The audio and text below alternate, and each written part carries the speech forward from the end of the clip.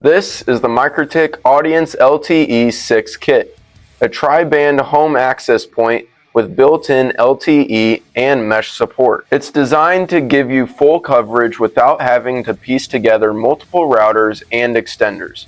So, whether you're dealing with a large home or just want something more reliable, everything runs through one setup. At the core, you're working with a tri-band setup, so you've got one 2.4 GHz band and two separate 5 GHz bands. That makes a real difference once you start loading the network up, because not everything is fighting for the same space.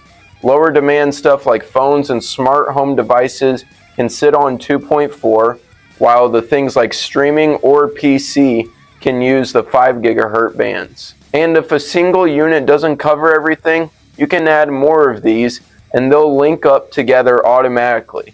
It shows up as one network, so you're not dealing with the signal drops or switching connections as you move around. One of the bigger advantages here is the LTE built in. You're not locked into a wired connection, so if you don't have reliable internet coming into the building, or you just want a backup in case of something goes wrong, then you can drop in a SIM card and still stay online. It's using LTE Category 6. So you can see speeds up to around 300 megabits, which is more than enough for streaming, browsing, and even light work setups without needing a hardline connection. You've also got 2 Gigabit Ethernet ports on the back, so if you do have a wired connection, you can use that as your main and keep the LTE as a fallback, or just plug in devices that need a direct connection.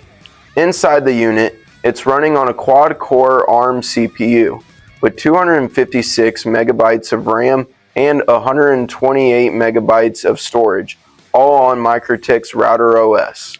That's what's actually handling your routing, firewall, and everything else in the background. So it's not just pushing out Wi-Fi, it's managing the entire network. It also has hardware IP acceleration, so if you're running VPN, it's not going to drag everything down. The cooling is passive, so there's no fans in here, which means it's completely silent.